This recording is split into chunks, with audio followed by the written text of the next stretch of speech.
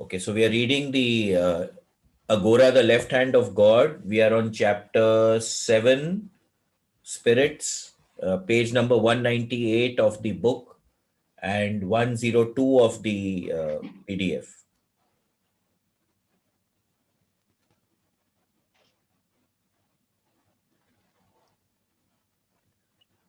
When I got to Bhopal, he greeted me as his spiritual heir, and then I found out the problem.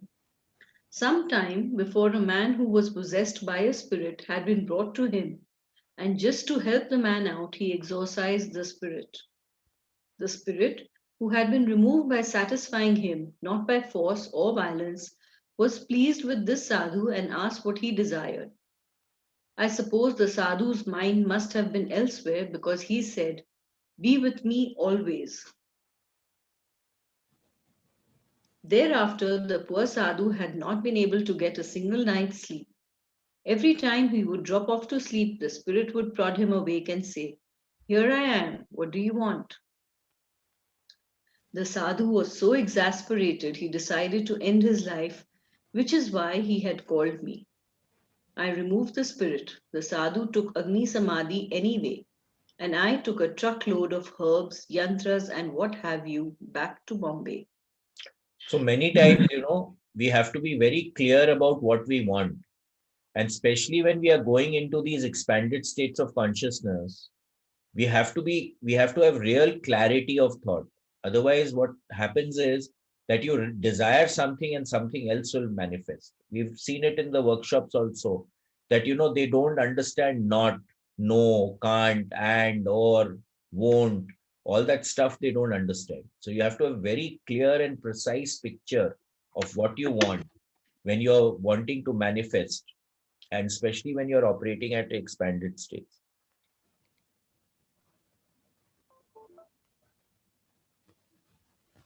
And when the spirit asked me what I wanted, what did I say? "Come when I call you. For a higher class of spirit, be happy with me always as you are now," is a good formula, but not "be with me always." To escape from a spirit is next to impossible once you have taken work from him. You're probably thinking by now, then what is the possible use of all these sadhanas if you are in danger of ruining yourself for untold eons? There are plenty of uses, and once again I tell you, it all depends on your presence of mind and strength of will as to what you do with your success. I did these sadhanas because I wanted to know if they really worked.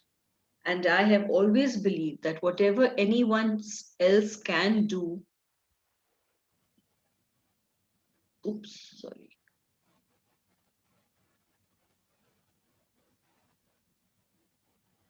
sorry.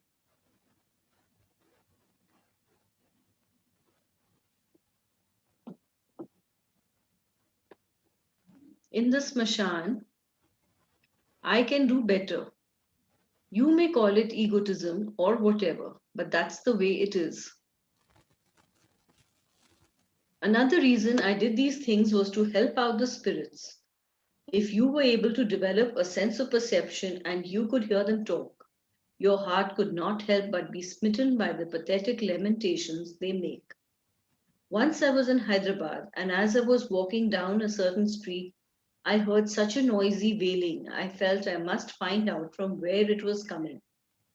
It turned out there was a female spirit in a tamarind tree nearby. She had been a Muslim, spoke beautiful Urdu. It seems her husband had murdered her, and all she could do was wander about and try to find some way to get even with him. So, what is happening over here? Okay, all these spirits who we are talking about here, most of them are stuck in 23. They cannot move out. They are getting stuck in a loop. So, in the Lifeline program, you actually go and help these spirits and retrieve them and make them go into Focus 27, where they can start the process of living again, or the spiritual progress again. I asked her if she would come with me, and she agreed. I put her into a small cemetery and had her repeat a certain mantra for some time. And after a few months, she was able to leave, go into a womb, and be born again. She forgot all about her revenge too. Of course, she will get her revenge eventually. Nature's wheels grind very slowly, but there is no escaping from them. They do a thorough job. By the time she takes her revenge, she will have forgotten why she was entitled to it, and her self identification with her actions then will act as a new karma to bind her further to limited existence. That's the way things are in this world. So again, this is a matter of attachment, right? If you get attached to anything, then that thing will keep binding you back. So again and again, it is coming up in all sorts of processes that we are doing, even in our scriptures, that detachment is the way forward. The more you can do things with detachment and not attach any kind of emotion or be attached to anything, that is when you get freedom. Otherwise, you will keep getting stuck. And of course, if you know about spirits, you can help people who are being troubled by them. Once someone brought home a picture called The Shining, and we watched it on the video. The people who made that film made some good guesses about spirits, but that's all they were, guesses. The reality is entirely different, though the picture did come close in some respects. But when I think of all the fake exorcists and all the damage they do, when they really have no idea of what they are doing, I really lose my temper. So again, there are many people who will say that I will do this, I will do that. But if they are not in that state of consciousness in which they can actually help out the spirit or create harmony, it becomes a very, very big problem. One of the things I have seen that works in transcending or helping a spirit transcend is the Bhagavad Sapta. I've spoken about it before also. There is a particular way in which it is done. So you do it in a particular space and you say that I'm doing this for the transcension of all the souls or spirits who are stuck in this place. And that works beautifully. Okay. It's a very, very set principle. And if a Pandit knows how to read the Bhagavad properly, and do the havan in a particular way, it actually takes care of things. When I had my diary in Borivali, North Bombay, the man who was chairman of the Bombay Milk Producers Association was named Magan Seth. His wife was possessed by a very low sort of spirit. Ordinarily, she was a very meek and mild woman, but whenever the spirit entered her, she would develop immense strength and would attack her husband. He found this very embarrassing and also painful and was on the lookout for someone who could exorcise the spirit. I could have done it, but the spirit was not harming her, and her husband deserved a beating for some of the things he did. So I did not let Magan Seth know what I could do. I have never advertised myself. Not only is it beneath my dignity, but I would never have any peace if I did things openly. So there was this movie called Ghost. We mentioned this before also. In that, Whoopi Goldman, she suddenly develops this ability to actually perceive the spirits and communicate with them. And ultimately, she gets totally bombarded by spirits who want her to help her. So this is what he's saying, that if he advertised it too much, he would get bombarded by these entities and spirits to help them, as well as normal people also, because so many people think that they are जादू टोना हो गया, ये झमेला हो गया, spirit आ गया, ये आ गया. 9 out of 10 times it does not happen like that. But then people get caught up in that circuit, and then if they know that you can help out, then you normally bombarded by a lot of people getting after your life.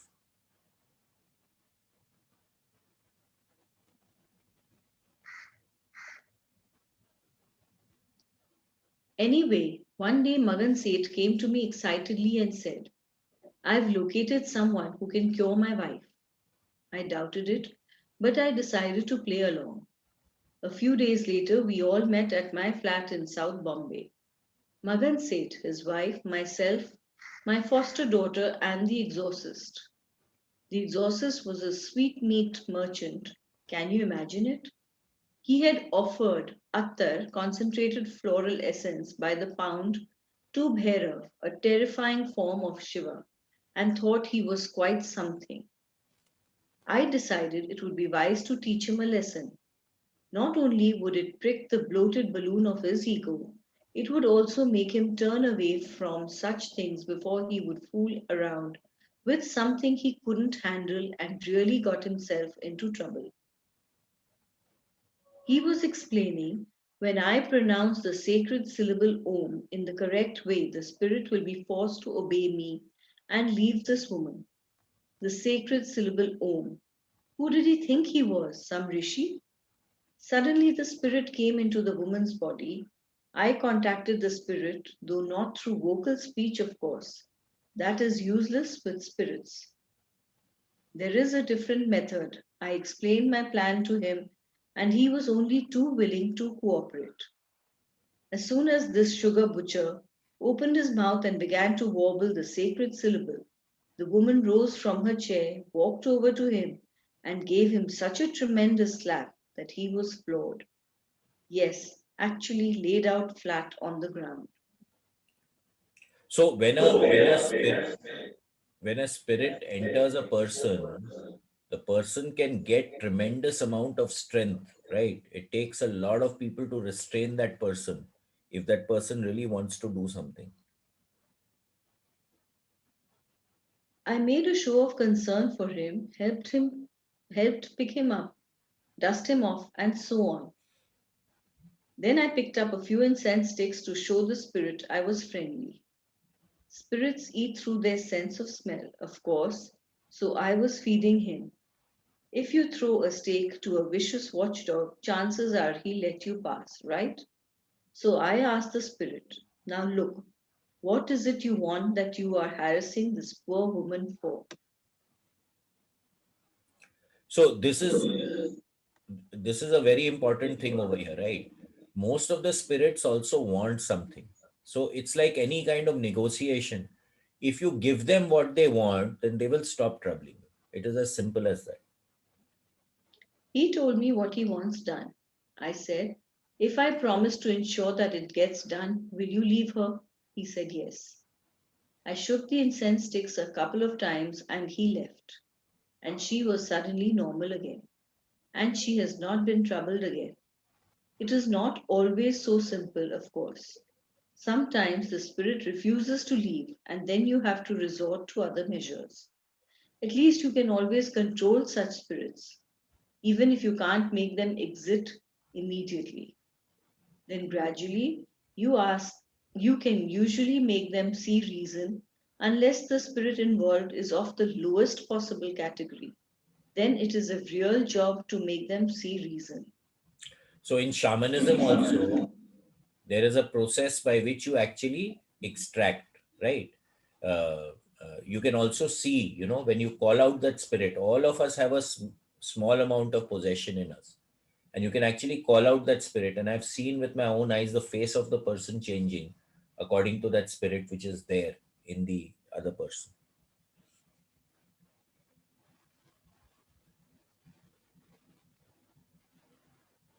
One of my friends is possessed by a spirit.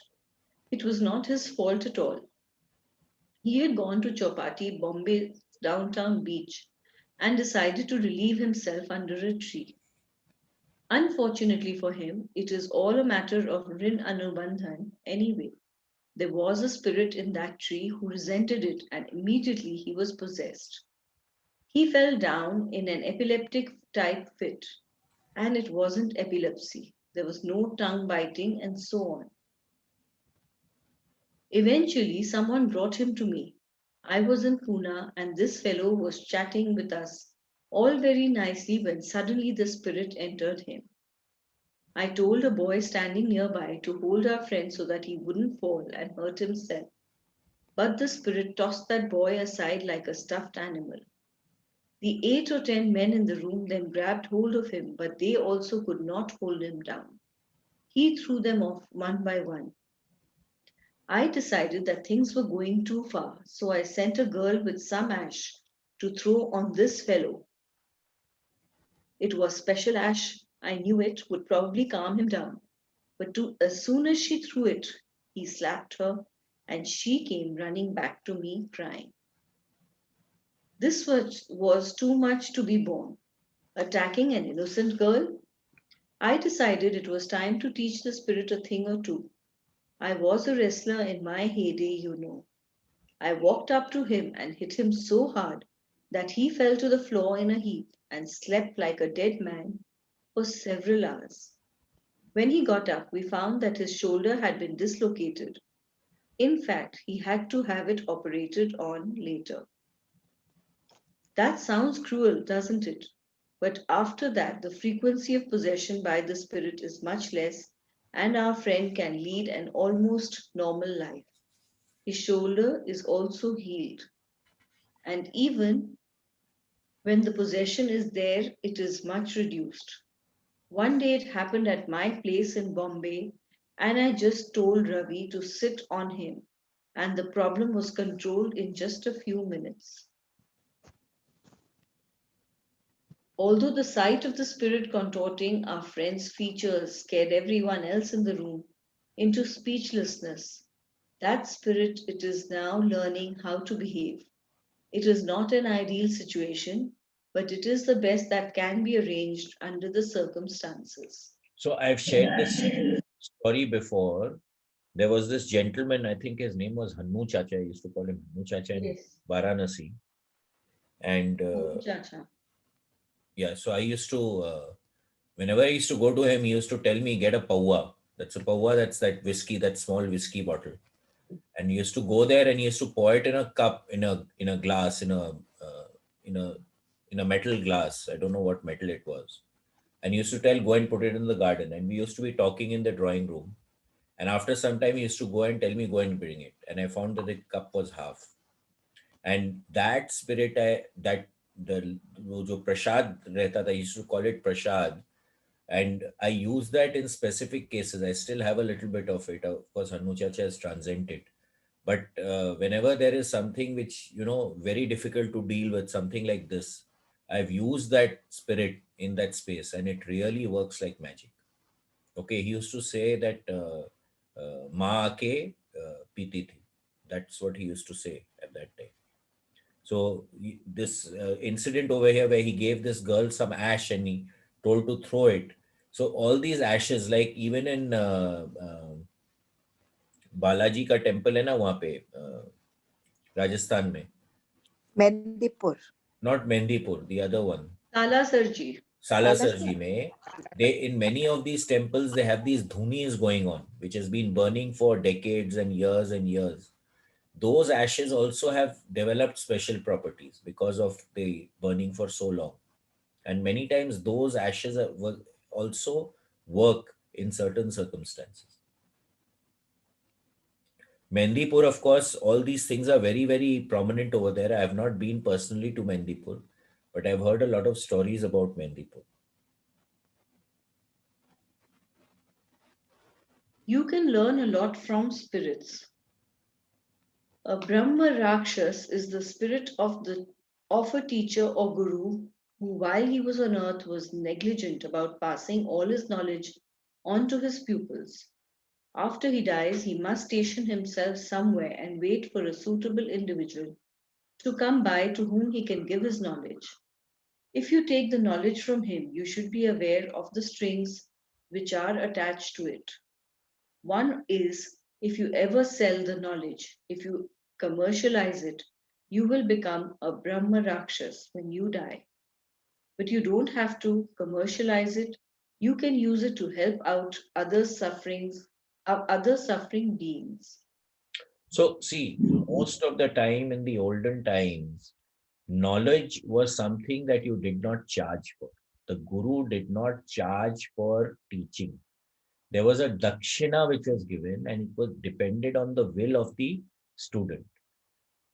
Also, all these gurus and mahatmas, etc., they were patronized by the ruling class. So the king used to patronize them, right? So they used to be looked after. Their daily needs were taken care of. Unfortunately, now what has started to happen is that the person who has knowledge, number one, the person is not respected enough, and number two, people don't tend to support them. Okay, so that becomes a huge problem as far as the people who have this knowledge to be able to survive in the normal 3D environment. I mean, today people are willing to spend on dinners and buying bags and fancy dresses, but they are not willing to support the growth of knowledge, which is a given thing. Today so many programs etc going. I don't know how many of you will attend workshops or growth oriented stuff on a regular basis, but one thing is there: the more you learn, the better off you are towards actually reaching that state of consciousness where you start transcending. This is what we are here for, to learn and grow, right? But most of the time we are spending time doing other stuff, mundane stuff, which is not actually resulting in any kind of growth for us. Of course, we are fortunate that in awareness we are doing a lot of stuff. But at the end of the day, how are you taking what you're learning and then putting it down into your life? Okay, start using it in your life. That becomes very, very important. So commercialization in spirituality is always a problematic thing, whether we like it or not.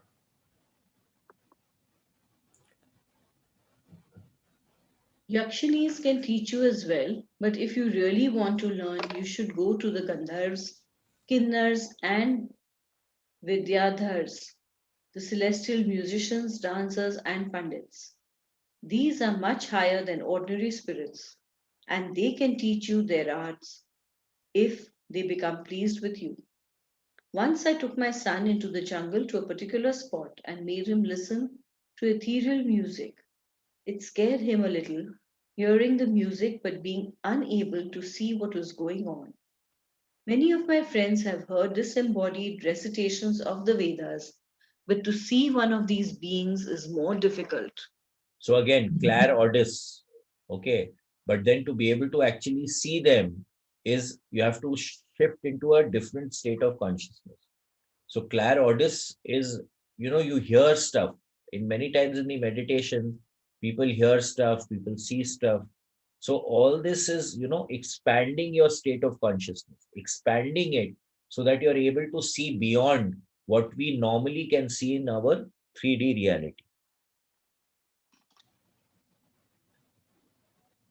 You can see them after they take birth, though all of them eventually make some error, however minor, which forces them to take birth in the physical world.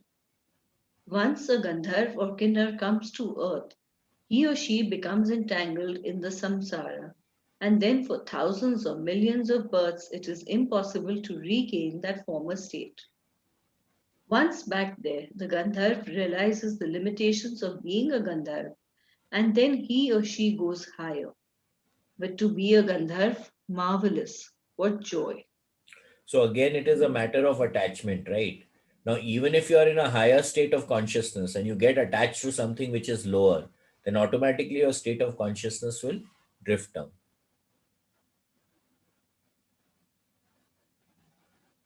Unfortunately, whenever a Gandharv comes down to earth, he lives a life of misery, even though he makes beautiful music.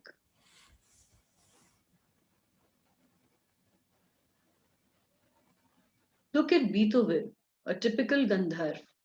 He achieved an unheard of heights as a musician, but he was thoroughly syphilitic.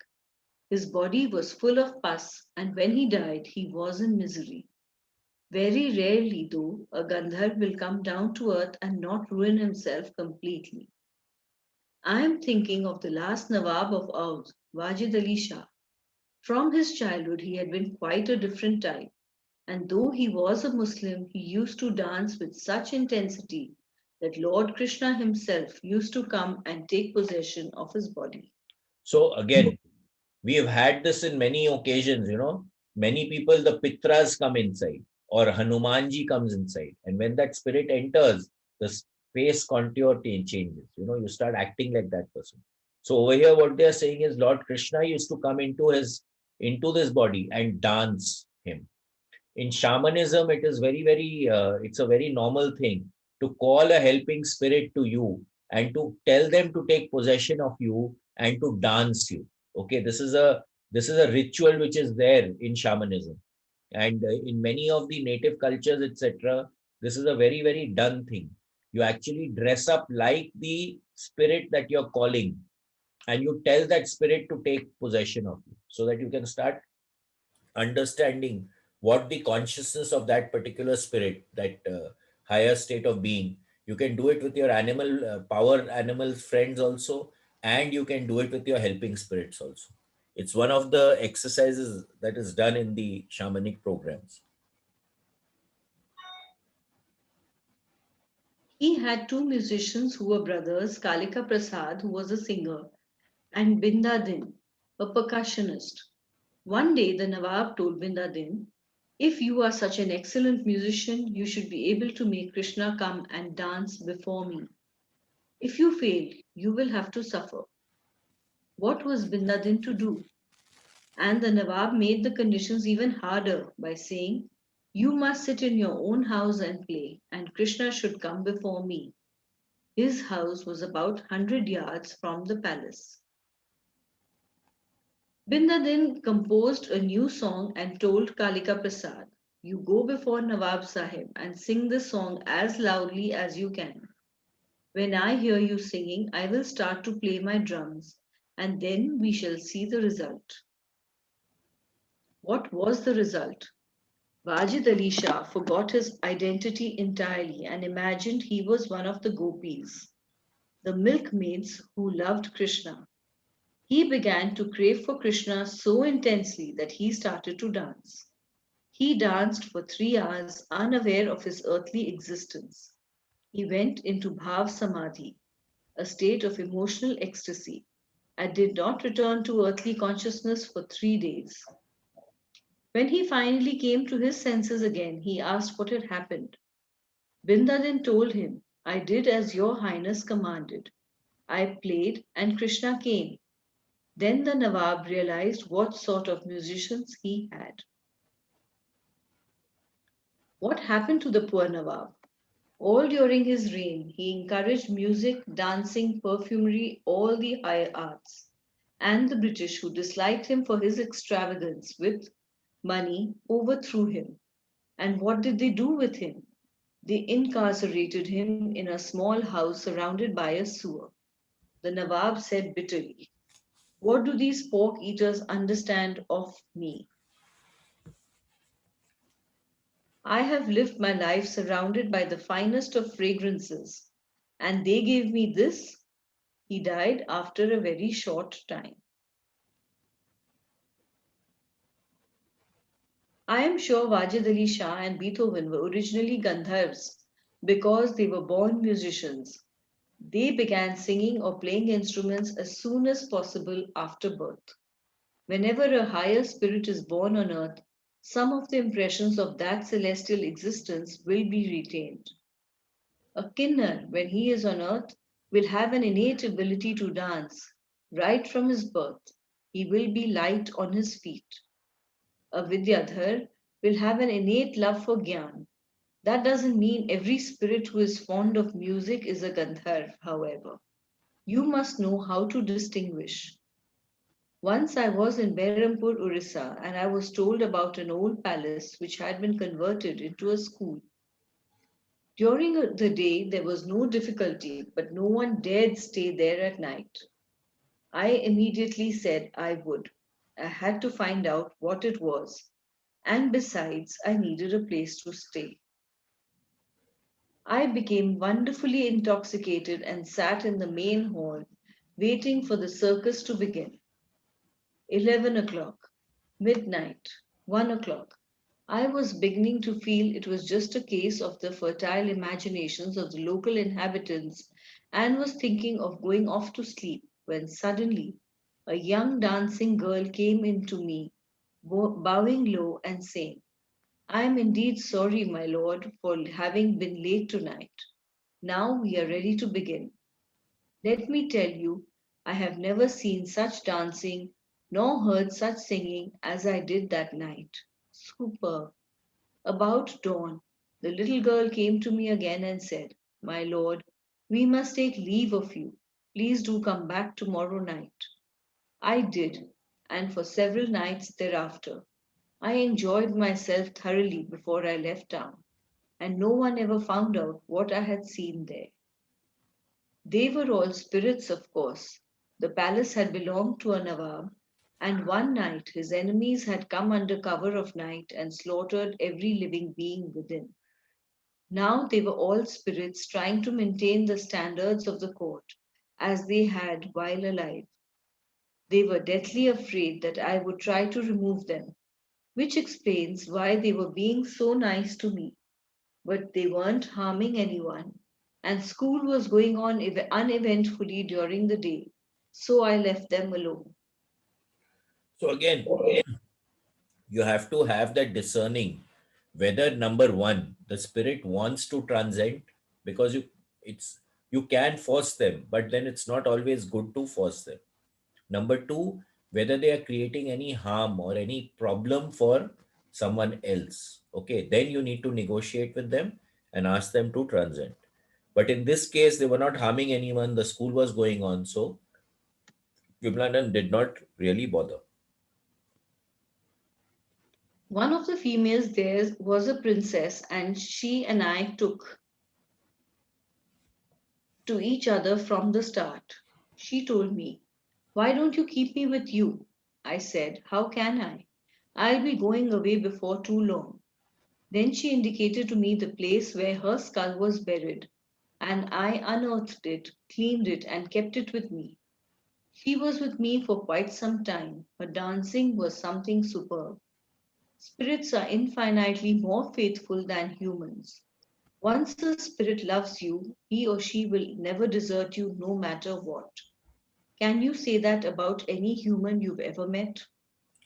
Okay, so in these higher states of consciousness, whenever you make a connection with any of the spirits, the helping spirits, right, they will always be there for you in most cases. If you are ethical in what you are doing, if you go unethical, then it becomes a problem. Okay, so there's a distinction between doing shamanic practices and doing sorcery. What we know about the tantrics and all that, that is they are using the principles, even tantra and Aghora are shamanic principles, right? If you start using the principles for monetary gain, number one, or selfish requirements of yourself, which is ego driven, then it always becomes a problem. I don't know why, but I have always had good relations with spirits. Even the most vicious spirits try to harm me only very rarely. Once I was in Bihar and at night I saw an unusual procession. Several naked women carrying torches and charcoal braziers. They were churels, a very low type of spirit, and it is said that after seeing them, you cannot survive. But nothing happened to me. Last year in Bombay, I was driving along when I saw a group of people carrying a corpse and running. The corpse's head had slumped to one side, and there was a sickening fixed grin on it. Again, churels. No one else in the car could see it besides me. But again, nothing happened. Maybe it has something to do with my years of sadhana in this smashan. My suggestion is if you ever happen to propitiate a spirit accidentally or intentionally, don't use it to make ash fall from your hands or any other such tricks. Take a lesson from the story of Tulsidas. He found his deity Ramachandra with the help of an ordinary spirit. Okay, Tulsidas, so what he's saying is that you have this connection, so don't make it parlor tricks.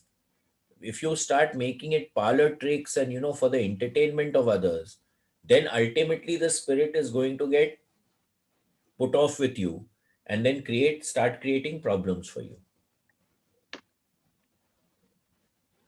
Tulsidas was in the habit, after relieving himself in the early morning and washing up, of pouring any leftover water on a nearby peepal tree.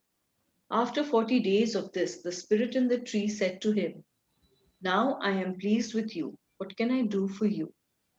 Tulsidas said, "I wasn't pouring water here to please you. In fact, I never knew you were here. I was only doing it out of love for the tree. The spirit replied, That's all right, still I'm happy. What do you want? Tulsidas told him, All I want is to see Lord Ram. The spirit said, If I knew the location of Lord Ram, I would go there myself. But I can do one thing for you. I can send you to Anjaneya and he can take you to Ram. In a certain place, a recitation of the Ramayana is going on, and a group of lepers come daily to hear it. Anjaneya is always the first of the group of lepers to arrive and always the last to leave. Catch him and he will show you Ram. That's the best I can do for you.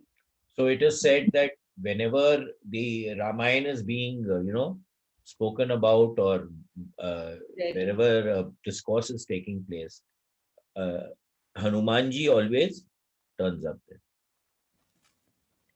Tulsidas did as he was told and watched a few days to make sure the same leper came first and went last. When he was satisfied finally, one day he waited until the recitation was over and grabbed the leper. The leper, struggling to get free, asked him, What are you doing, you fool? Do you want to catch my disease? Tulsidas said, Yes, I want to catch the disease of devotion. Take me to Lord Ram or kill me if you can't. I don't want to live.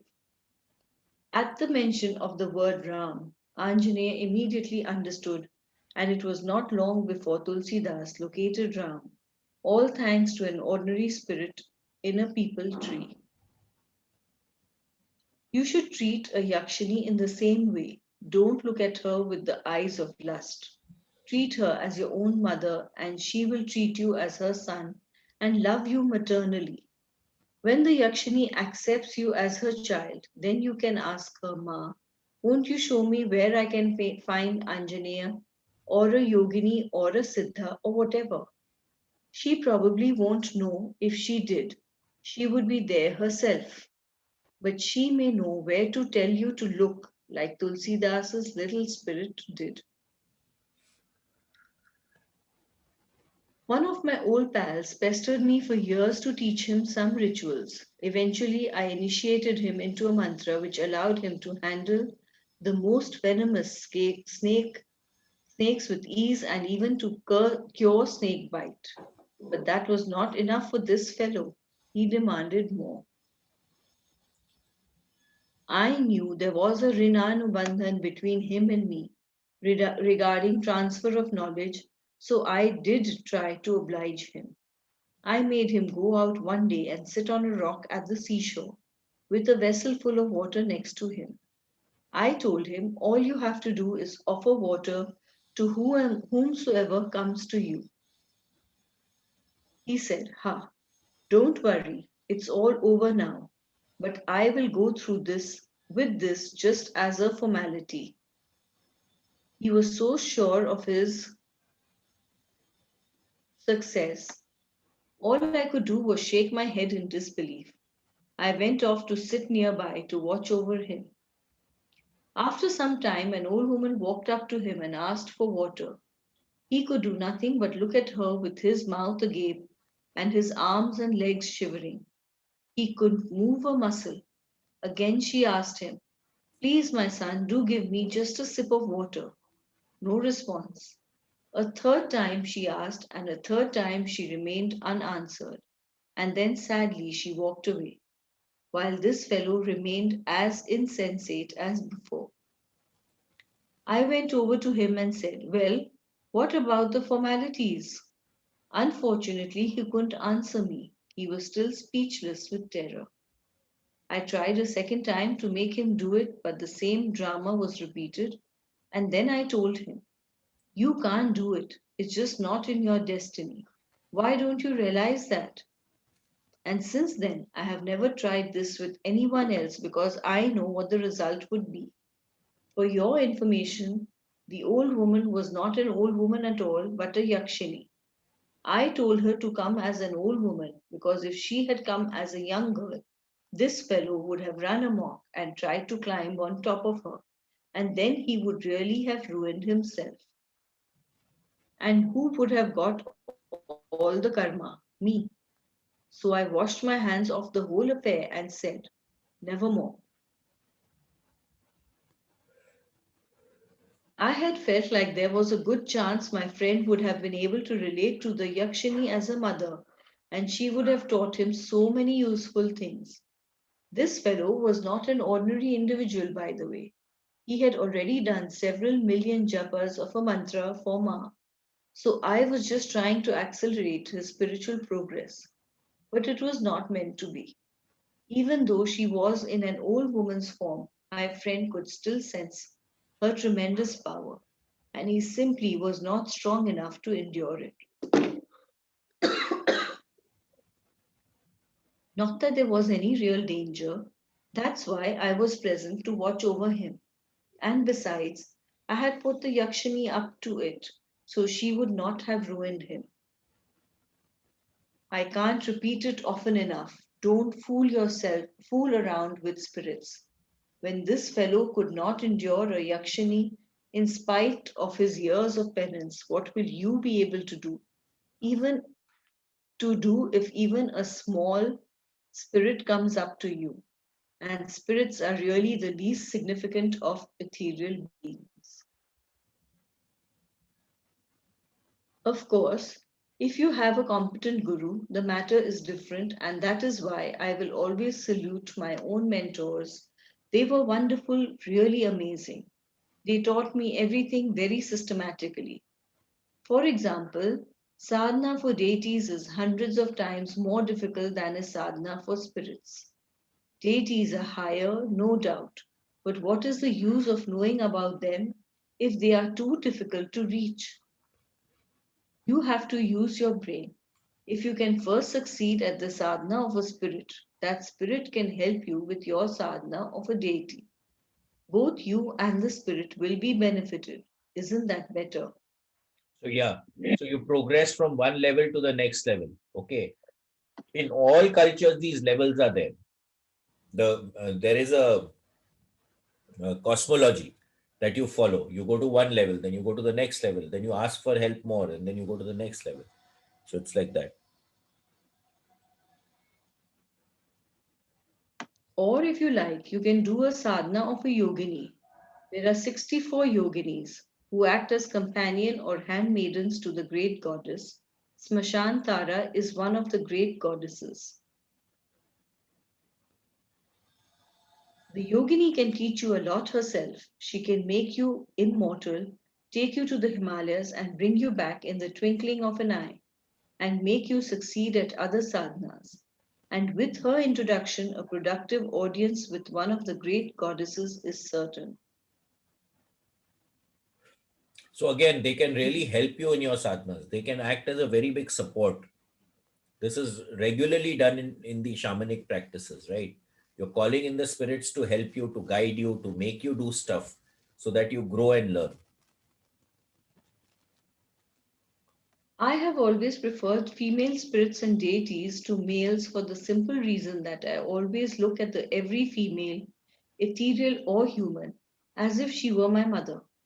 All females are facets of the Divine Mother, after all, and you can't go wrong this way.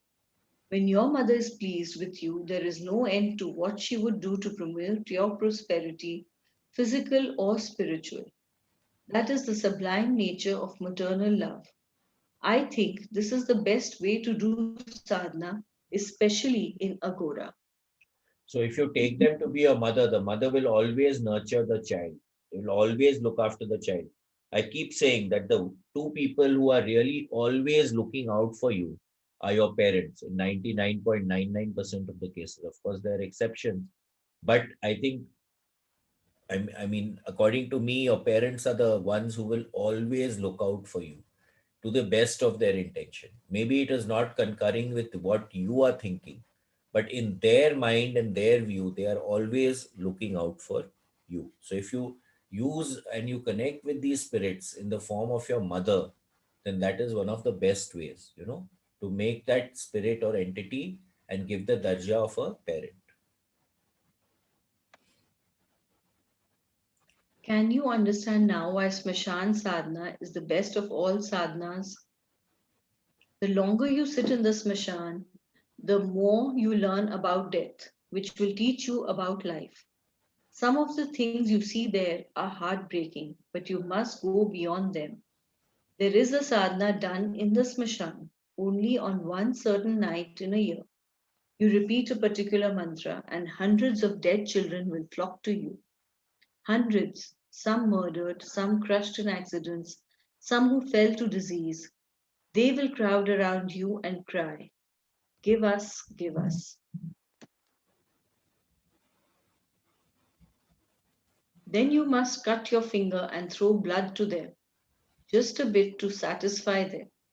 You should have made preparations for 40 to 45 kilograms of sweets, and when you throw them to the children, they will catch them. It's a sight to see. After they've all eaten, you ask them, "Have you had enough?" They will say yes and ask you what you want. Here comes the dangerous part.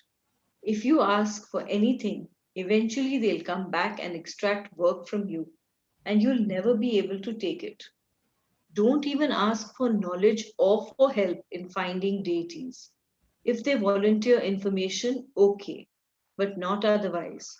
If you ask even one question, you are bound to repeat this procedure each year on the same night. If you don't, you'll never know what hit you. And if you take work from them, be it stock market fluctuations, races, or whatever, you'll get it in the neck. So you have to be careful. Okay. You have to know, you have to first build a relationship with the entity and the spirit before you ask them to start doing work for you. So never ask anything. On the contrary, try to help them out. They are only children. Can any parent take anything from his or her children? Of course, nowadays parents expect their children to slave away for their whims and fancies, but they are not real parents. Treat these children as your own children. Suppose you saw your own child in such a predicament. Could your heart bear it? Wouldn't you forget any danger to your life and try to rescue the child? You would if you were a real parent. You can help these children out by doing sadhana for them. Everyone will be benefited by it. Your own sadhana will be made firm by your effort. Your rin anubandhan with the kids will be snapped. And when they are able to locate wombs and be reborn to continue their evolution, the blessing they'll give you is something unique. You cannot purchase such a blessing or the satisfaction you will derive from seeing a child smiling, even with billions. And you will come closer and closer to the deity who hates to take children, the Lord of the Smashan, Mahakal. So again, clarity of thought. Anyone, anything to say before we move to the next chapter? Or we can close here also today. Anyone, anything to say? Bhaiya, it's just Stop the overwhelming. recording. Just 1 second.